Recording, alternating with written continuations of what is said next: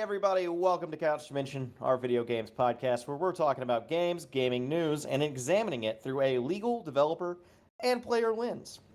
I'm TinyBigDude, joined as always by my co-hosts. Captain. And Red. So our first piece of gaming news today, important to all gamers. And that's Red Lobster declaring Chapter 11 bankruptcy.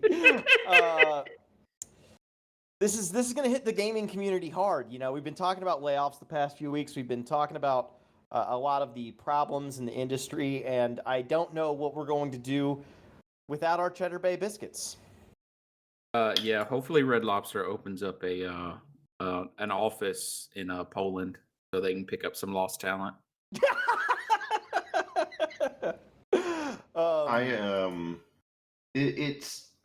It's a disturbing trend we see happening here in this industry of no one really values the cheddar biscuits anymore. I agree. All these tragic fucking CEOs thinking that they can just replace Cheddar Bay biscuits with other Cheddar Bay biscuits. It's not the same. Those are livelihoods on the line. Well, that bit was stupid. We're done with it now. So our first actual story of the day, I'll be covering, and that is about Activision forming Elsewhere Entertainment. So we'll start off today with a continuation of last week's show, which was itself an extension of the previous week's show with our new segment, Macro Hard-Hitting News. That's right, this is a segment where we cover developments at Microsoft Gaming from a broad or macro level.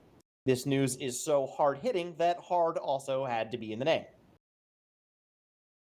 So what do you guys think about my new segment?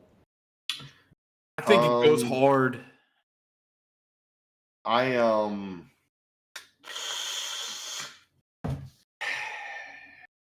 Where's your stinger? Where's your audio stinger? It's hard to build an audio stinger when I decided that this would be a new segment like an hour before the show. I thought you were fucking professional. You're right. Next time you we have son of a macro bitch. hard-hitting news, I'll bring an audio stinger. Please. He allied. Please. Didn't oop. So now that we're all here, we're all ready to talk about macro hard-hitting news. Macro hard-hitting news. Jesus, I should not have named this. This was a mistake.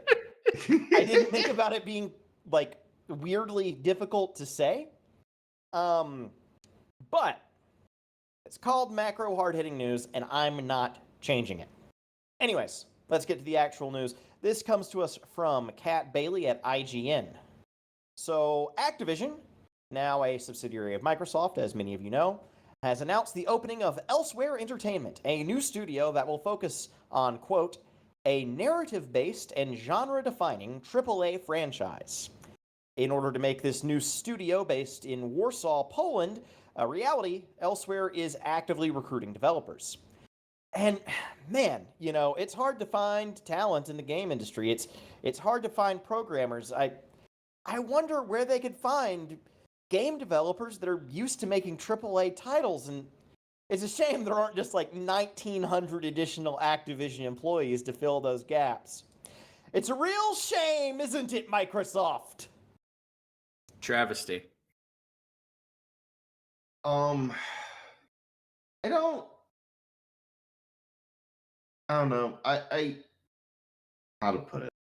Oh, Microsoft Macro Hard. Does that do anything? Yeah, that was the reason. That was the bit. Okay. That was it. You found it. That was the joke. Yeah, I was going to give commentary, but I actually think I should just let that sit in isolation.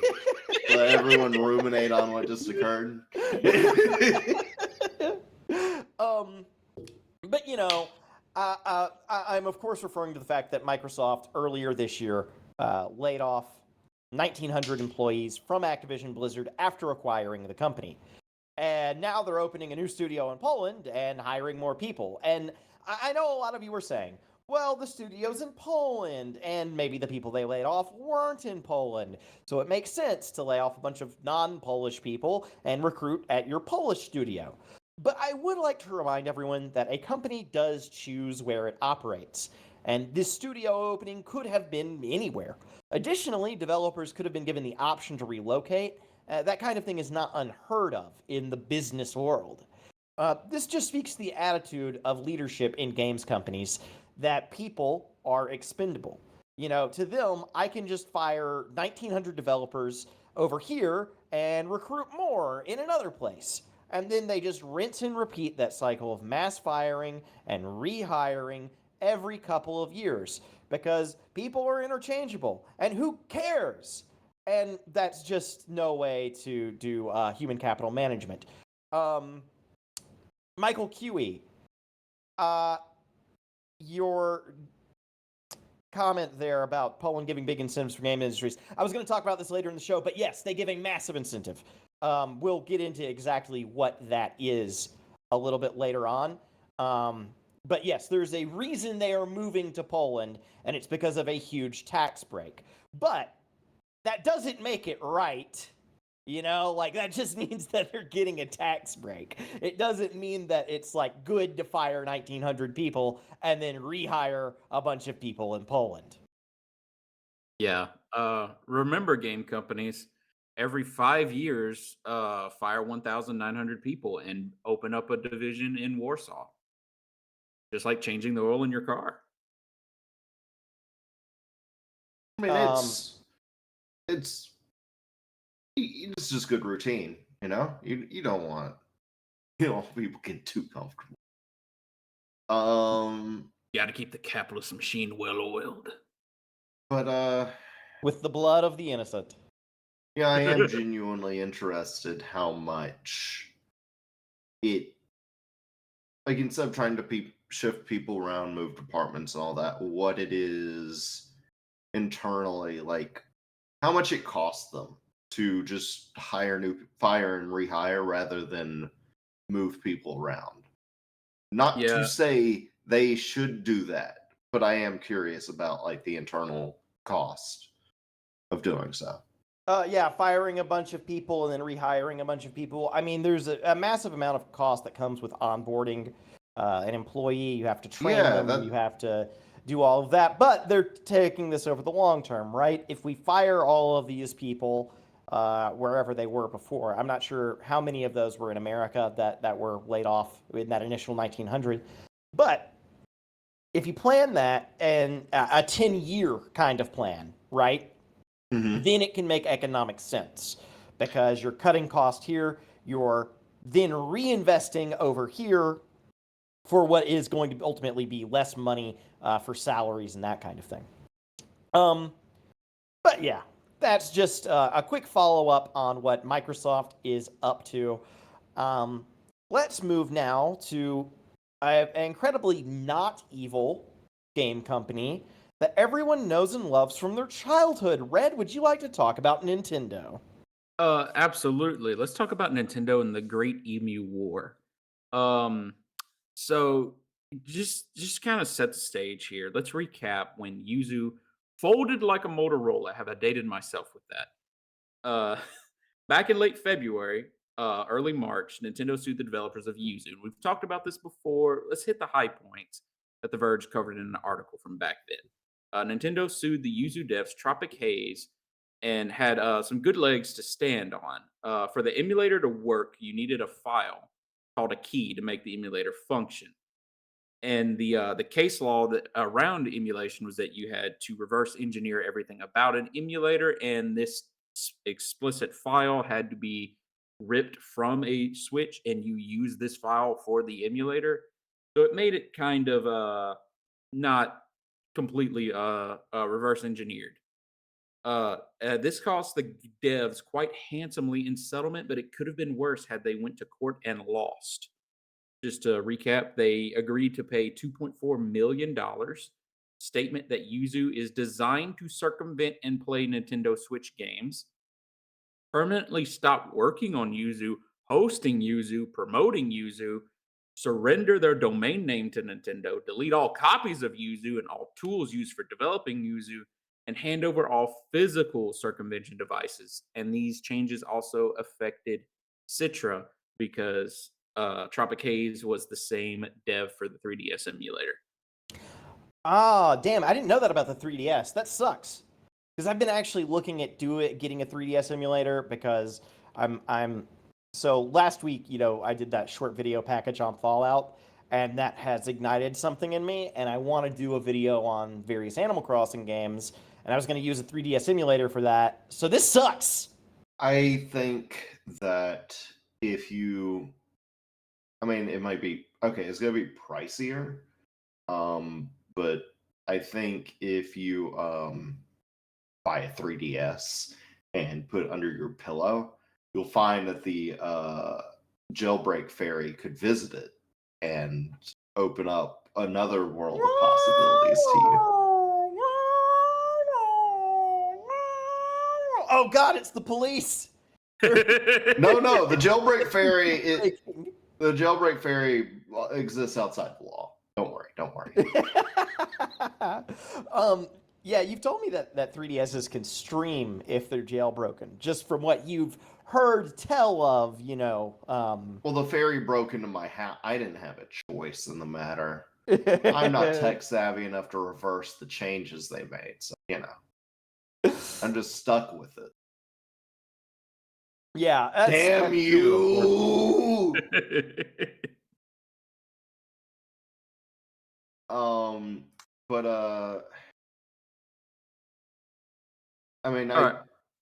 I'll let you continue. I'll save my thoughts. All right, so we've got a new challenger, and by new challenger I mean old challenger. Vimm's Lair is a website that's been around since 1997. And before we get into what's going on, let's lore dump about the origin of this website and what it does today. The website started as a free 6 megabyte website offered by Vimm's ISP back in 1997. They hosted their own games made for the TI-81 and 82 calculators and invited others to send theirs for them to host. They learned there was already a website doing this and they deleted the whole thing. And after viewing a website called Bowser's Keep, they basically learned website design by stealing and playing with the files from Bowser's Keep, like all good little boys and girls in the 90s learned how to do things. Bowser's Keep was a website that hosted ROMs for an old emulator called Nesticle. And apparently this emulator set the standard for expectations and features of emulators today, such as graphics mod and recording playback. They also literally started stealing ROMs from Bowser's Keep and deleting the text tags that told you to report if you found the ROM on another website. Eventually, they got some old school sponsors and made some money, but with a website that hosted ROMs that had to keep expanding, they kept trying different providers to grow the website. Eventually, they built their own server with their new broadband connection. As popularity grew, they added more servers, but eventually the sponsor and ad bubble popped, and they weren't making enough money from these methods to keep the servers running. One method they tried to make money was to turn around and start hosting websites on their own server that they had just made, and they even still host for some of the same customers that signed on back then today. And while this didn't grant the immediate large source of money they needed to keep their servers going, they gambled all of their ad and sponsor money and bought out the NES stock from a closing used game store and flipped them online, and it worked. Today, the site hosts near any ROM or ISO all the way up to PlayStation 3 and Xbox 360. And if I wasn't clear enough about it earlier, Vimm is the alias of the website owner/manager. So there's a couple of things in here that I think are pretty hilarious. One, the fact that they started with games made for calculators. Very popular in my 9th grade algebra class. And then two, that they immediately, upon realizing that someone else was already doing this, just shut down, just gave up. That's like when we just found another video games podcast and we're like, well, boys, back it in.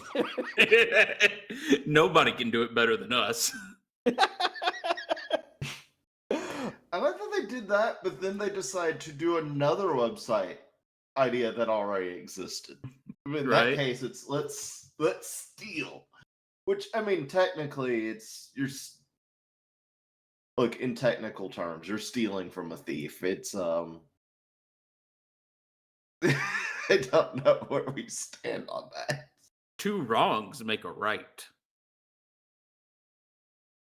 I mean, it is what it is. I think that like there's nothing wrong with stealing ROMs in my book because Well, the problem is if you respect that, right? If you respect them and you leave them at Bowser's Keep, then inevitably when that takedown notice hits, it takes down all the ROMs. The only way for piracy to truly work long term is for there to be no exclusivity here. now I understand that. However, you could potentially wait to host them or do your thing after Bowser's Keep. But they intentionally, like, that is actively stealing attention and money away from Bowser's Keep. I suppose. Yeah. I suppose. I don't even think you can get to they Bowser's. may have actively harmed that website by doing that. That's quite possible. I don't think you can actually get to the whatever version of Bowser's Keep that was back then. I think the name's been either stolen or repurposed to be a different same thing, but I don't think it's the original thing because I think part of that was being able to play these games in your browser back in the day. I'm not super sure. I mean, a lot of emulator sites still let you play in browser. But we got some bad news this month, or at least Vimm did. They posted on May 14th, 2024 that Nintendo of America has requested 717 games and images to be removed from the vault.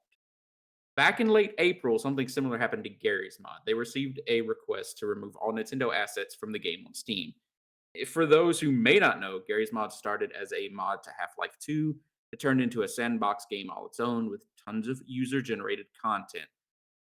Think VR chat, but with a ton more first-person user-made game modes, most notably being prop hunt. So it looks like Nintendo is on the warpath against emulators and unlicensed use of their IPs. Except it may not be Nintendo? Vimm later updated the next day. They suspect it to be the work of DMCA trolls filing fake notices. Users noted that only titles with Mario or Pokemon or Zelda in the name were removed. If it is Nintendo, even they forgot the GameCube exists, and the Wii, and the DS. But Nintendo games from these consoles are still on the website when I looked. And in an odder note, on NES, SNES, and Nintendo 64, Metroid, Star Fox, and Donkey Kong games were not removed. But Red, I hear you cry, why are you bringing light to this? If it wasn't Nintendo, after the super popular podcast you helped co-host talks about this, surely Mr. Nintendo will notice. Worry not, little listener. I think Nintendo may have noticed when the fans took to Twitter, unfortunately going as X, and tweeted at Nintendo asking them to not copyright strike Vimm's Lair. It's I'm going to. That's such a stupid move, anyways. Like, let's say Nintendo was going to copyright strike them. I mean, you say them asking them not to. I'm sure it was directing more hate or being more upset about it, but also like with a story like that, like the emulator one. Well, we found out they made more mistakes that kind of got them in trouble. But especially when it comes to hosting ROMs, like I don't even know that I fully agree that I think that Nintendo's being necessarily evil as much as this is the fucking game. This is what happens when you decide to host ROMs. It's like it's not like it's not known or anything. So like, yeah, it's a bummer when it goes down, but then tweeting at Nintendo also feels silly. I also don't think it's great that I don't like how Nintendo approaches older games either, though. I don't like that I don't have a way to buy them. I don't know. It's a complicated one. I'm not happy it's going down. I also like, as someone who knows people who use the website, let's say, wasn't the best website. It's kind of Yeah. trash, honestly. I will say Um, this. yeah. Nintendo does not give a shit about what people are saying on Twitter. Or at least I No, would they be do very not. surprised if they did. Just to put that into context, like many of Nintendo's sales happen outside of the US, and Twitter is really a small social media platform if you look at its users compared to other sites, and many of those users exist outside or inside the US, right? That's their primary user base. So this is really a small part of a small market saying, please, no, don't. Yeah. There might be more evidence of this being trolls. Paper Mario Thousand Year Door not being removed, and that game's getting a remaster later this week. It's an example of Nintendo targeting a game coinciding with releases they have coming up. Back when Nintendo had the 3DS remake of Metroid 2 called Metroid Samus Returns, they copyright struck another Metroid 2 remake, which was a free standalone fan made game for PC. It wasn't even a ROM hack, though it probably used some Nintendo assets. On the 18th, Vimm updated again and agreed that a lot of the things look fairly strange and they hope to have another update soon. As of writing for the show, that update hasn't come. So I'm sure the Nintendo Hit Squad must have gotten to Vim. Joking. But unfortunately, we haven't gotten another update. And Nintendo, I don't think Nintendo would usually be this sloppy when it comes to their strikes. They usually swing with a firm fist at older fan loved websites, as long as they do not make money off of it. And while none of the hosted ROMs or ISOs are from currently supported consoles, with how they laid out Tropic Haze, if Vimm had a source of income directly associated, they may have actually been sued. It is interesting to note that this follows the release of emulators to Apple's App Store, first with Delta for older Nintendo consoles, and recently RetroArch, which plays a lot of the same and Sega Game Gear, and PPSSPP, which emulates the PSP. From my opinion, this feels like trolls that or a very incompetent and overpaid lawyer who does not deserve their job at all. And maybe our extremely competent and underpaid lawyer who deserves the big promotion can weigh in on this. Happy to. So this could be trolls. Let's not rule that out. That's a big possibility. I would love to see the actual takedown notice. I would love to see the actual cease and desist if they sent one, because that would give us some clues as to what's going on here. But this could be something else too. So you'll remember back in our digital ownership episode, I talked about property as a bundle of sticks in a law term. So what that means is that property has different rights associated with it that you can detach from that overall bundle and give to someone else. So one of those things is the enforcement rights around a property. So what that means is that oftentimes companies like the Associated Press, for instance, they do this. They contract with outside law firms and say, we will pay you based on the number of takedown notices that you send out regarding these images. And if you can collect money from the offenders to quote unquote settle these cases, then we'll split the cash and you'll make off like a bandit. So that's what could also be happening here, is that Nintendo sold the rights to enforcement for Pokemon, and you said Mario also was on that list. Yes, Zelda also. Right, so sell those enforcement rights for a small number of properties, And so that's why the takedown notices only have those properties listed, because Nintendo didn't contract for anything beyond that core group, which would make a certain amount of sense. Because if you're Nintendo, you're worried about people harming your most crucial IPs.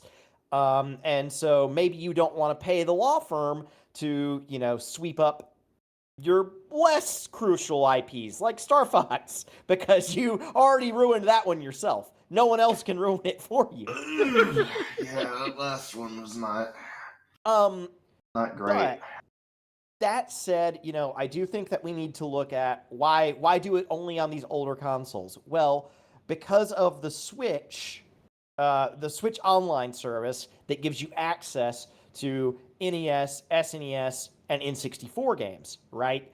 So technically, those are still being sold in a certain capacity, and Nintendo could want to enforce that. So that's my read. It could be trolls, or it could be that situation playing out. I'm still debating in my head like where I stand on this. And that's partially because like I don't have a whole lot to say about it as a Nintendo. We're a team of lawyers that is hired by Nintendo. But like I don't know where I stand in terms of like obviously I don't want a lack of emulation. But I also kind of understand sometimes when like as I said, this is the fucking game. This is how it goes. And so like I think it bums me out more when emulators are taken down than the ROMs, because at least the emulators exist more in a gray area, um, where the ROMs and ISOs, it's yeah, no, you're not supposed to do that. That one's a lot more, a lot more obvious, I guess, in terms of where they stand in relation to Nintendo. Well, I think that is an interesting development. I think, this would mark Nintendo kind of ramping up on their enforcement actions, which could very well It's be been happening. feeling that way, honestly, especially with like it. They go. It seems like it goes in cycles, and we're back in one. Like they'll ramp up, and then they kind of die down a bit, and then it, yeah, feels like maybe every once or twice a year we get this, and then it'll go away for a little while. I'm not sure entirely what motivates it. Um, I guess if we've covered everything on this topic, we can move on to Take Two. Um, so bear with me as we talk about some numbers before we get to things that are easier to discuss on a podcast. For okay, Take Two released their earnings, or in their earnings report. Let's see. I'm gonna do my best here. I have some excerpts from an article from Variety, and they posted a $2.9 billion loss for the January 1st to March 31st period. Let me see. Take Two's most recent guidance for the quarter had been a loss between 17 not 1700 170 million to 153 million. The company says the fiscal Q4 loss of 2.9 billion include a 2.18 billion goodwill charge, a $304 million hit for acquisition related expenses, and restructuring cost of 93 million. So my takeaway from okay, that is all well and good, but above my pay grade a little, admittedly. And I don't think you especially want to hear me talk numbers for this. Yeah, So I'm going to get into numbers that large don't really mean anything. I mean, they do in a very real sense, but we would have to have a number of data points in front of us to make sense of them that we don't necessarily have. I just think the important thing is that they are posting a loss. Yeah. Well, I think to cushion that and to give some kind of assurance to shareholders, that may be why they also announced that GTA 6 will launch in fall 2025. They said they're narrowing the release window because they're confident in their ability to get out. I think it might also be That means it's guys, going to don't be worry so too much. busted. A piece of hopefully good news. Well, is so bad news and good news. I don't even know that we covered these layoffs. Maybe we did, and it's been weeks. But back in April, Take-Two had some layoffs, but their chief said that uh doesn't anticipate any further cuts to come. So let's hope. Their chief is a And very fun way of saying CEO. yeah, that is a direct quote. I should, or well, calling him the chief, um, Zelnick. I'll go by that, or I'll call him that. Zelnick says that he expects the acquisition of Gearbox to conclude relatively soon as well, which that'll be that. That's going to be interesting. They're acquiring that from, I believe, Embracer Group. Um, so uh, I don't know. In terms of announcements, we've got some more coming in about 2 weeks with Summer Game Fest, which honestly I think we need to sit down and talk about what we want to do with that. We could maybe do a live watch or something. But they should have Take-Two's supposed to have several announcements. I want to get to something else associated with all this though. Which is more information about GTA 6. I came across a Kotaku article talking about how GTA 6, in that earnings call, the CEO, I mentioned him earlier, Strauss Zelnick, has set the groundwork for prices going up. And they are speculating on, is GTA 6 gonna have an $80 or more price tag? Zelnick had said that, look, there's more content constantly being made available, and we really aim to deliver great value at any given time. We're so focused on delivering more value than what we charge, and that's sort of the rubric. He further added that whenever Take-Two establishes a game's price, the company wants to make sure that it's good news for players and that the experience vastly over-delivers compared to the price point. That's the goal, added Zelnick. I should clarify that is not just a quote from him, but also a direct quote from that article.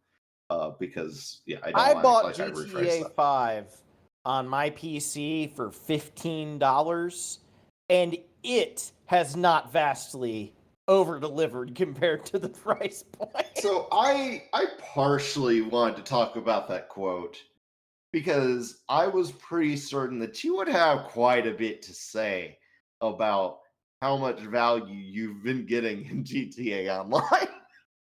Yeah, GTA Online is negative value. It's actually they should be paying me for playing the damn thing. It is not fun, and the whole thing. I'm working on a project for this, so I don't want to talk too much about it. But basically, the whole thing is that GTA Online's goal is to trick you into thinking that it is fun, and that the only reason you're not having fun is because you don't have the guns and the cars and the planes necessary to have fun. And so that you'll buy shark cards so that you can then actually start having the fun. But that's the trick. The fun never arrives. And I don't know. I think Sometimes watching your spiral is kind of fun. Um, you're just a content mill for us, not But you.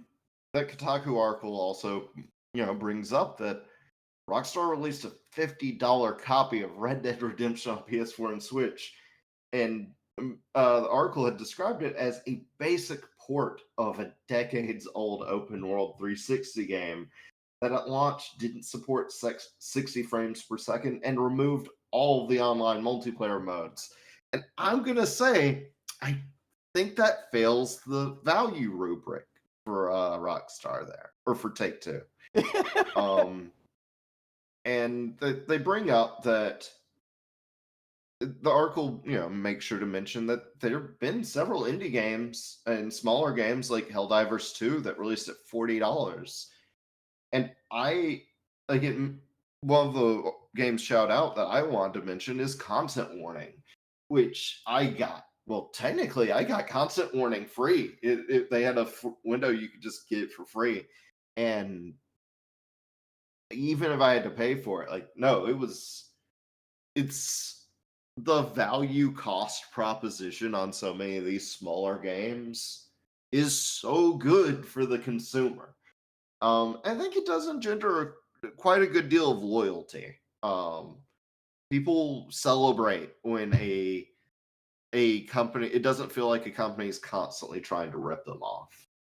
Yeah, and speaking all you need to know about Take-Two and how their games are structured, and that exact concept, constantly trying to rip you off.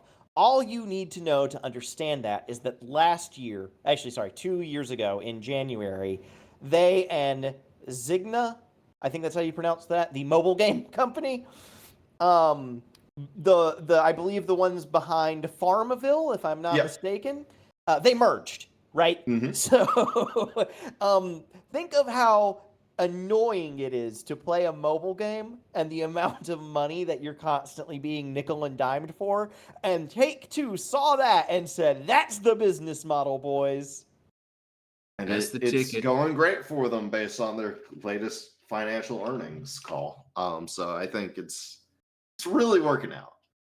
I mean, to be fair, it was working out. But yeah. I think the primary difference is that when I pay for a game, I expect to have already paid for it. Yeah.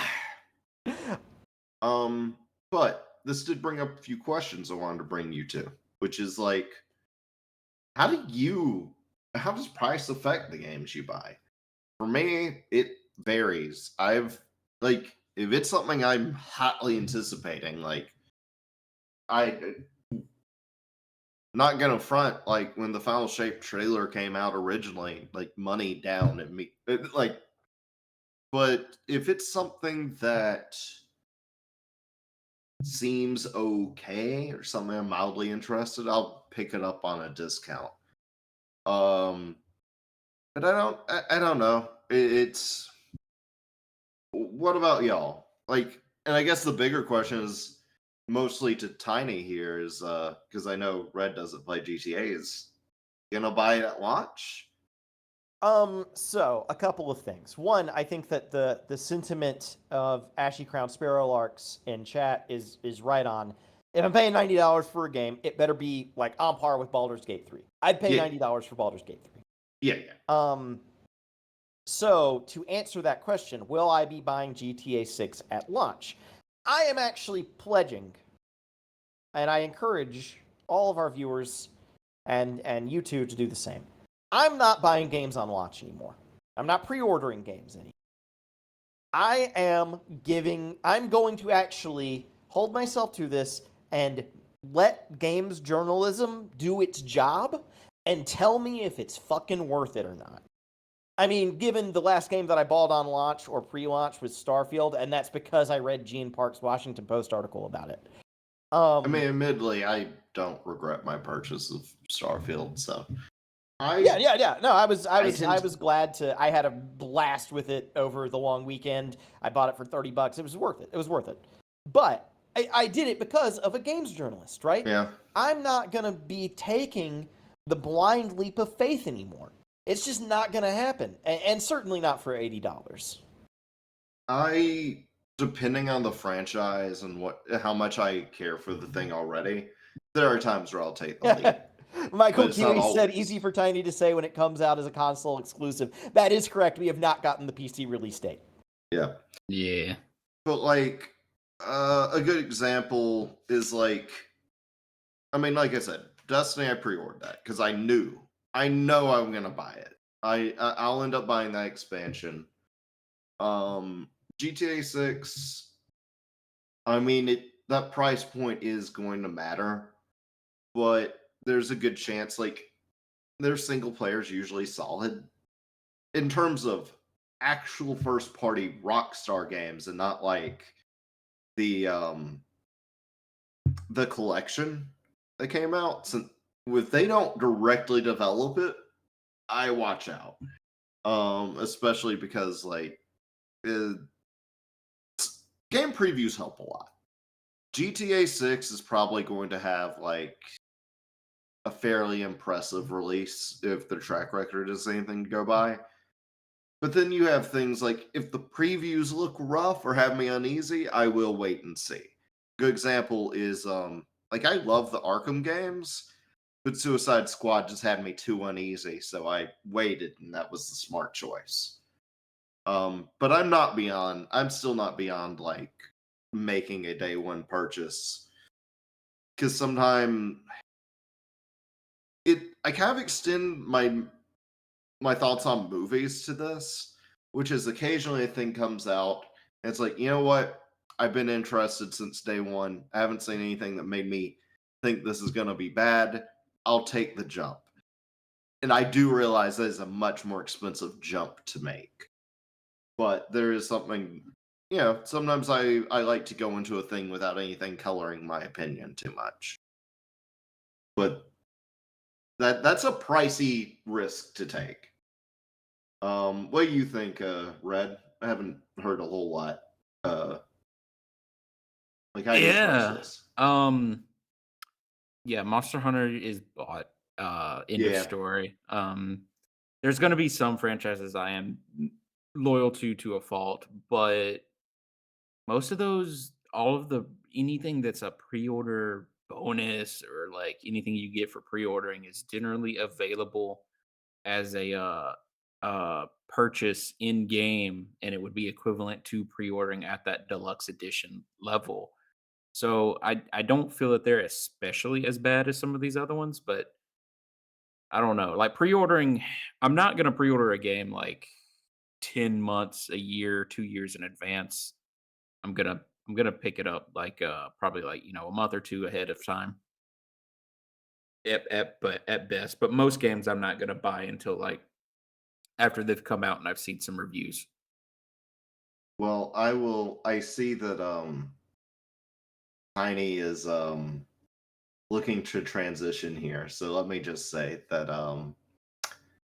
I think it's really interesting right now the difference in like there's a bigger gulf between or a growing gulf between like how smaller games and indie games are marketing themselves and AAA games. And I don't think I'm alone in finding oftentimes a lot more satisfaction with those smaller games. And so we'll continue to see that contrast and how it shakes out. It's very interesting. And go ahead, Tiny. We support you, Queen. I did not think about all the meanings of that word before I put that. I know you didn't. I know you didn't. So, well, the thing is, I really needed to make room because surprise segment has arisen.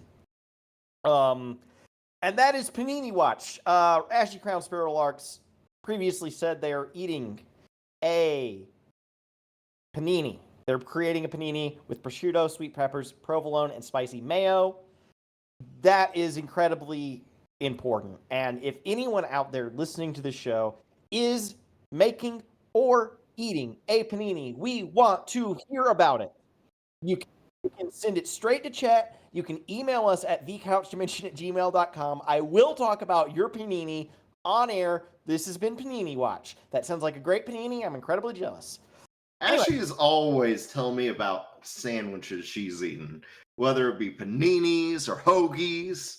I'm always getting sandwich updates. Leading expert in sandwiches and the Roman Empire? Important things to be an expert in. But let's move on to our next video game related story. This one comes to us from Jez Corden at Windows Central. So, for the longest time, video games have been plagued with a serious problem. While you're playing a video game, there is, typically speaking, no one there actively telling you what to do. This is a serious flaw that little brothers and Twitch chats alike have been trying to solve for a while now. Well, it looks like Microsoft may have finally cracked this one wide open, boys, and they did it using everyone's favorite new theft machine, AI. That's right, with Microsoft Copilot, you can ask your game questions and it will answer in-game. The example given in the article is Minecraft, right? So you could hypothetically say, Copilot, how do I build a sword? And it will scan your inventory for the necessary materials. And then if they can't be found, it'll direct you to the nearest tree to punch or, stone to mine or whatever. Microsoft Copilot, how do I have sex with Alex Minecraft? How do I have sex in Minecraft? Please, Minecraft sex mod. Can you find me the sex mod? Microsoft Copilot, please.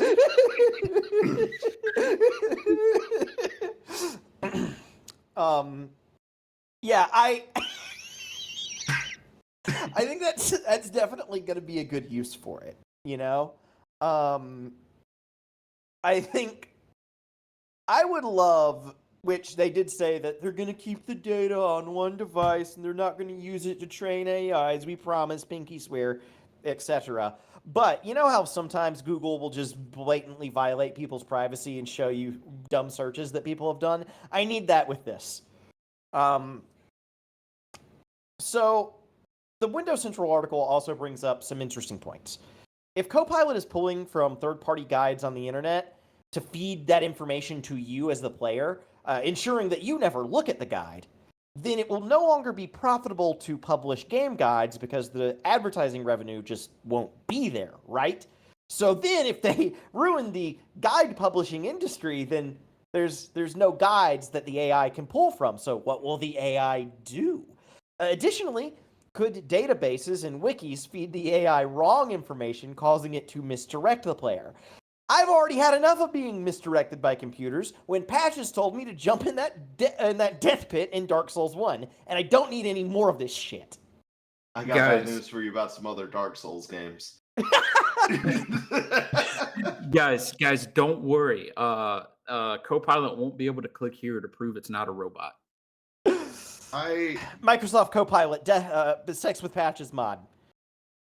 Microsoft Copilot, how do I have sex with Patches? Microsoft Copilot, how do I get in Patches' pit? I'm still thinking about, ask it, or the idea of it guiding you to, the nearest tree to punch. Yeah. Which leads me to my closing thought on this. Get a spawn in Minecraft where you're just in the endless desert. Please, Microsoft Copilot, one tree. But that brings me to a serious thought, because you're right. It guiding you to trees is kind of weird. But I do think this type of technology, it stands to really change the way that games are played and really reward instant gratification.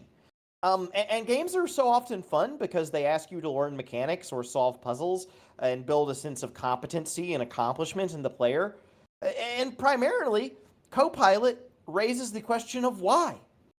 Why play games if you're going to use a feature like this one? At that point, you're not really playing a game anymore. You're driving a robot. The AI is not a Copilot as much as it is its chauffeur. And it's telling you to go from point A to point B. Shoot the boss here. Don't use this gun. Use that gun. Watch out for the secret passageway, etc., etc. You could argue that game guides do this already, but I think there's a disconnect there because the guide isn't built into the game. The game stands to pose a problem for you to find a solution to, And to put the solution machine into the game is like, it just feels self-defeating. I don't get it. Well, if it's anything like Google AI, it won't do the best job of guiding you. Yes, Ashy Crown Sparrow Arcs. The game guide is not part of the text of the piece. Exactly. So, like, taking the paratext and making it text bothers me. I think I'm using paratext correctly there. Shoot me if I'm not.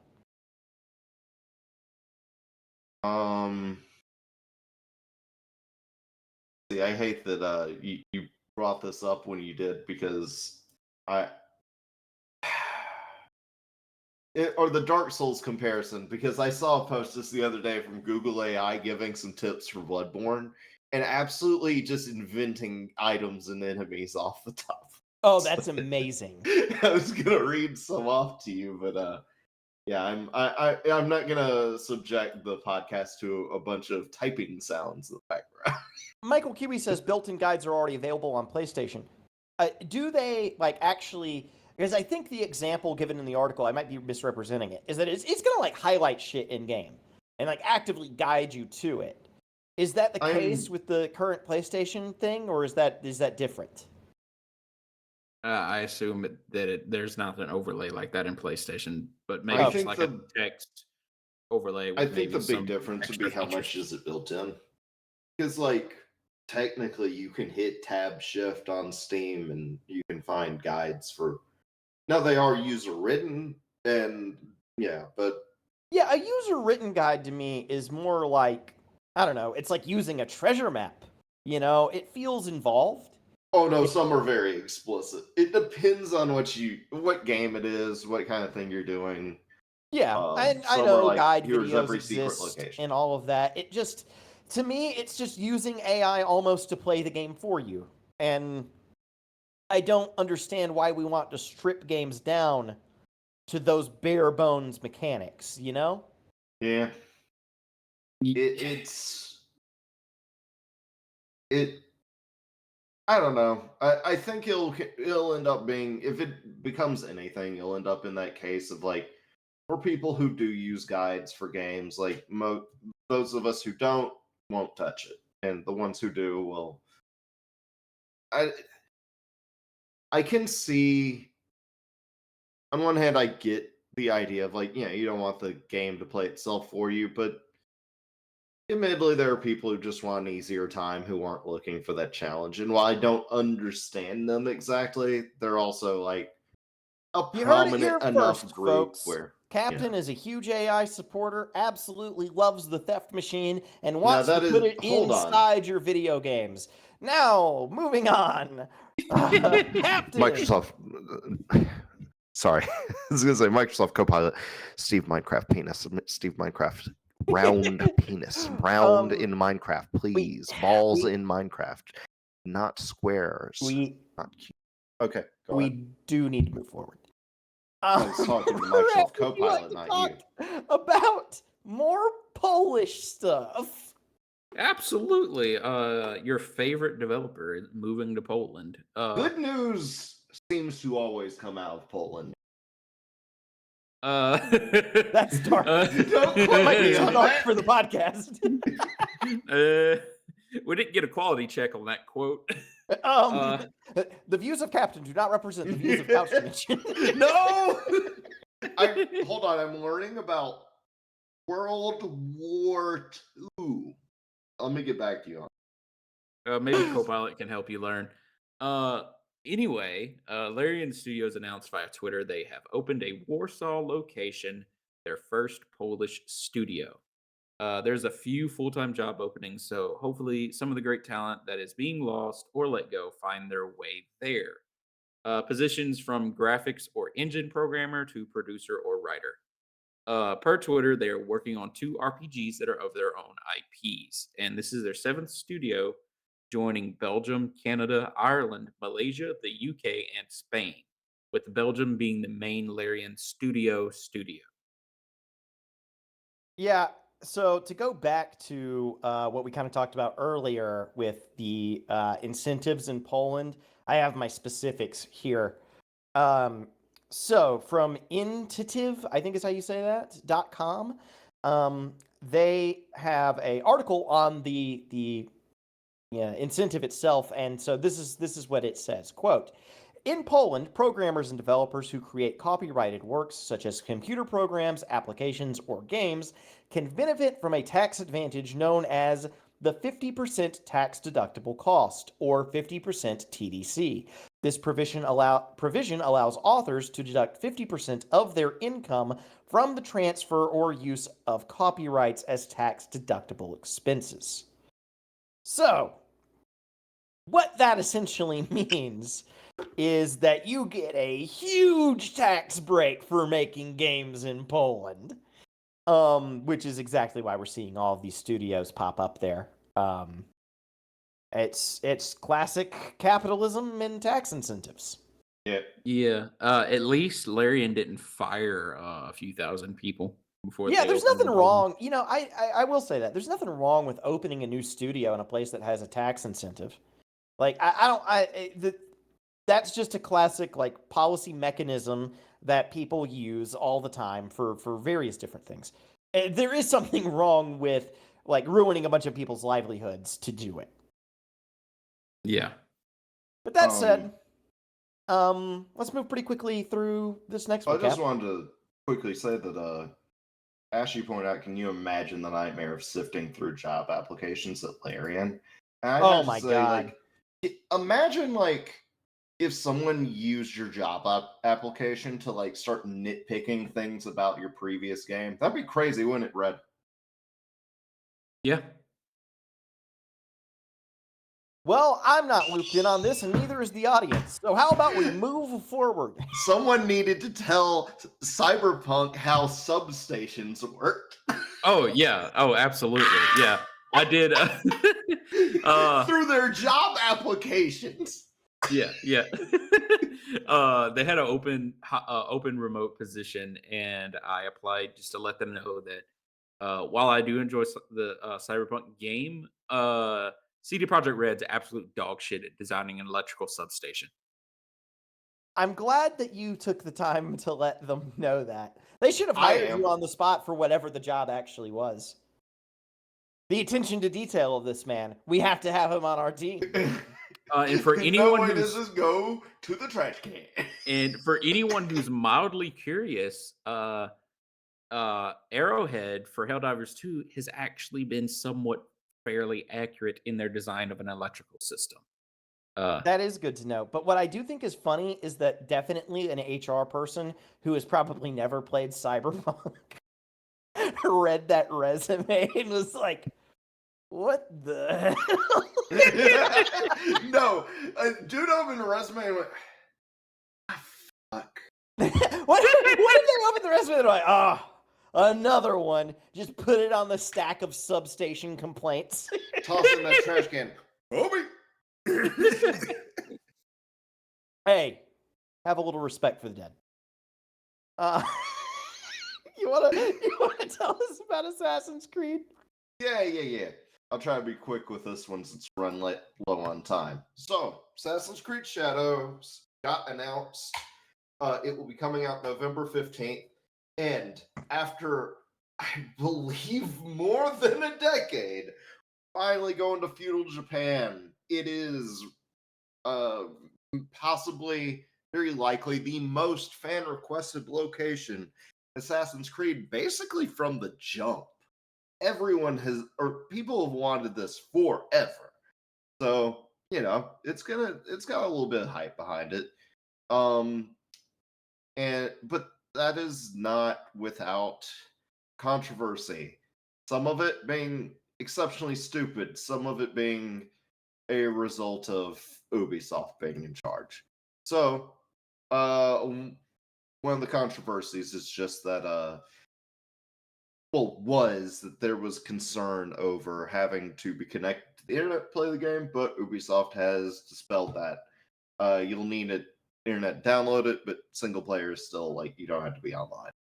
So that one, I don't even know who to really say is at fault. However, Ubisoft is locking two missions behind. One is behind a season pass, and the other is behind a pre-order bonus. I personally really don't like the idea of having a season pass for my single player experience. I don't like that at all. Yeah. So people are upset about that, and I will say, like, it's very frustrating. This is not exactly new behavior, though. Not even just from Ubisoft. Plenty of people. There has been content, even like missions behind things like pre-order bonuses or console exclusivity. As a big Destiny fan, for years they had an exclusivity deal with Sony where certain strikes in the game would be exclusive to the PlayStation for a year, and some weapons. It's maddening. It's just to say it's not exactly new.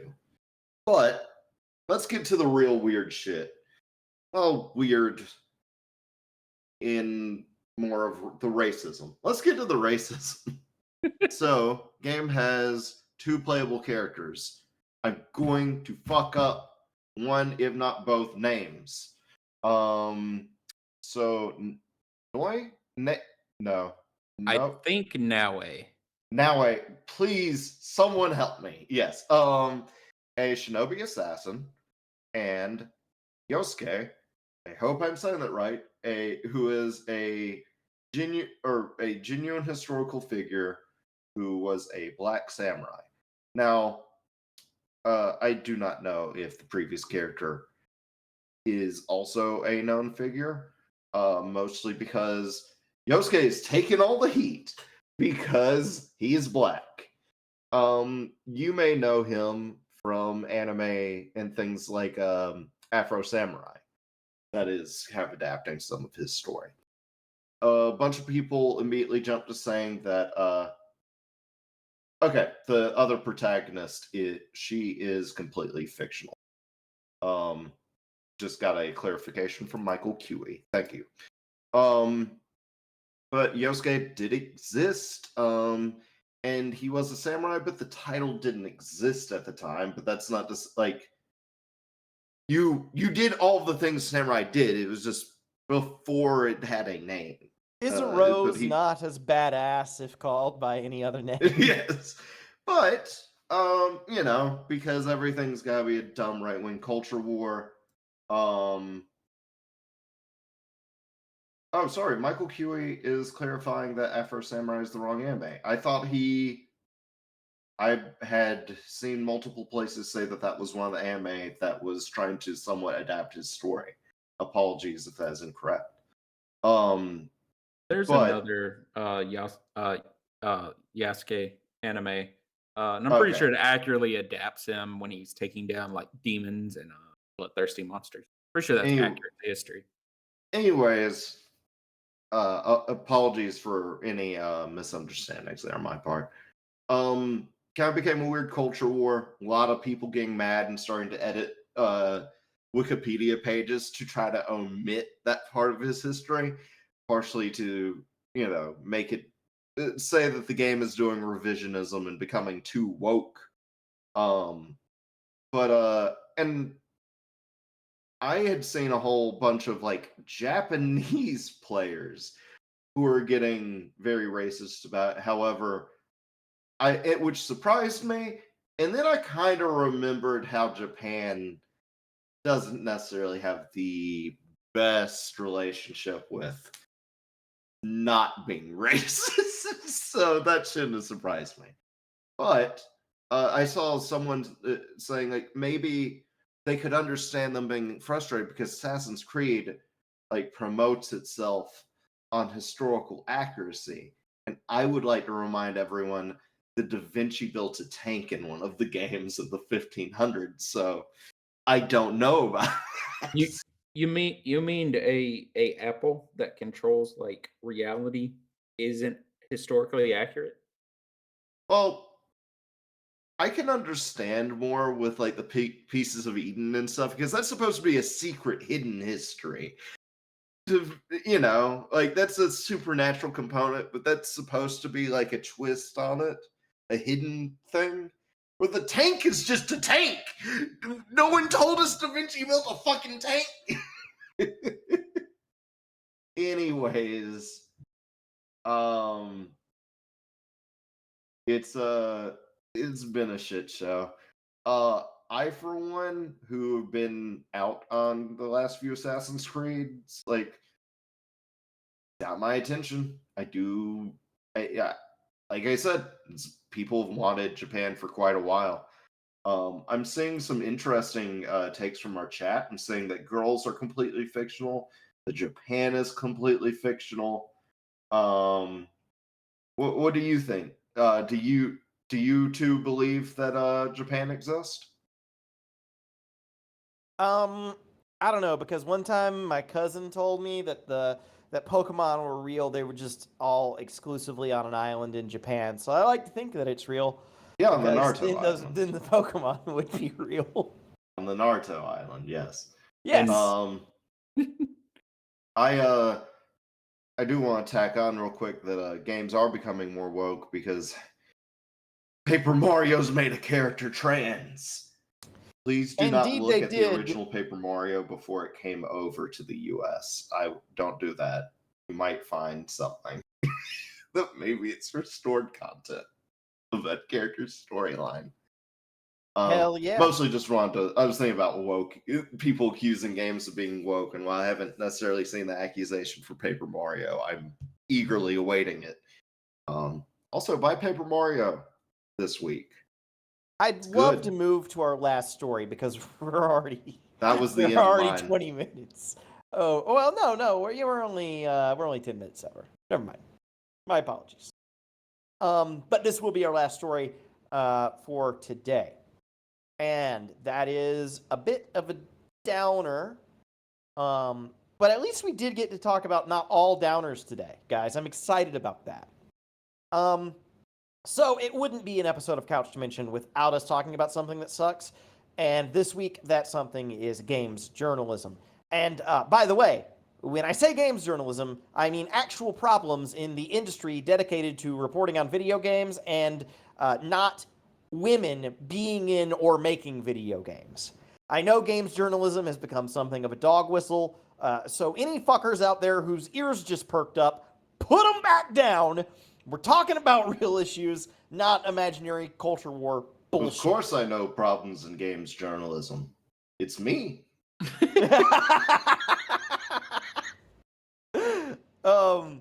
So anyways, that said, Christopher Dring at GamesIndustry.biz reports that IGN Entertainment has acquired Gamer Network, owner of publications such as GamesIndustry.biz, where I got this article, Eurogamer, Rock Paper Shotgun, BG247, and Dicebreaker, along with partial holdings of other media companies. So I hear all of you saying, wow, Tiny, don't be so anti-capitalist. They haven't even done anything yet. Wow, Tiny, don't be so anti-capitalist. Yeah, and what's wrong with a company buying another company on the free market after all? But unfortunately, I will tell you that Ethan Gatch, a senior reporter at Kotaku, has announced that GamesIndustry.biz managing editor Brendan Sinclair has already been laid off, and more cuts will probably happen across other Gamer Network companies. Yay for capitalism! And I would like to promise our listeners one thing, and that is that we will never sell out to IGN. But I did want to get to this story for a very real reason, and that is because I'm pretty sure we have actually used some of Brendan Sinclair's articles before in making this show. And so, Brendan, buddy, if you're out there listening, there's a spot for you here on Couch Dimension, where we have our most recently laid off hosts. But, you know, the job comes with no money, no benefits, and you get to talk with us. So what is there to lose after your prestigious games industry job? But yeah, shit sucks. They don't know that IGN already owns 1/3 of the podcast. Oh shit. But yeah, do you guys have any thoughts on that? You ready to close out the show? It sucks. Well,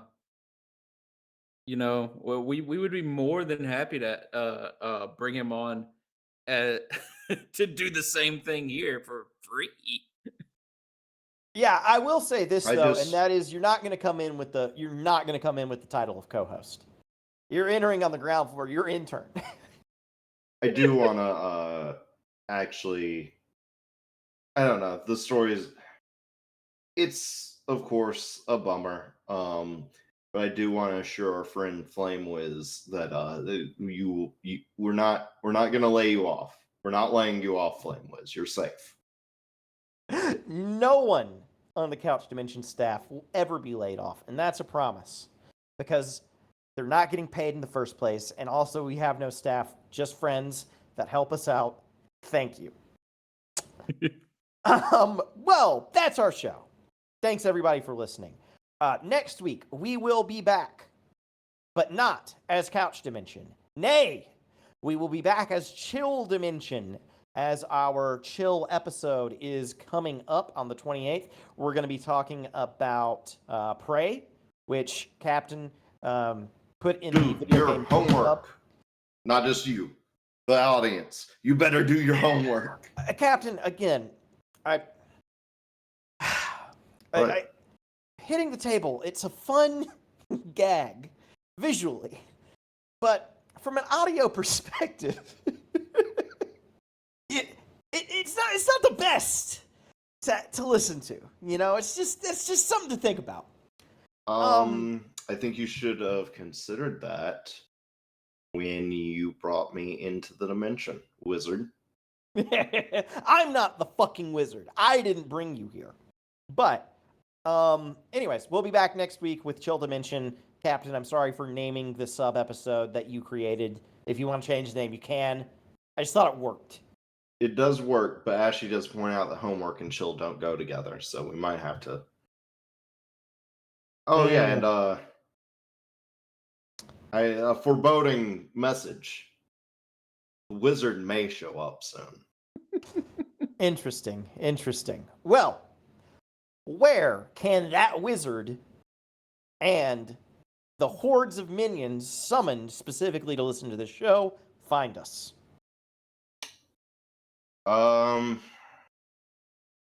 Fuck if I know. That bit only gets funnier. It only gets funnier. No, you can find us on YouTube at TinyBigDude, as well as on podcast platforms Spotify, Apple, and Amazon by searching for Couch Dimension. You can also find us on Twitch every Tuesday at 5:15 p.m. Central Standard Time.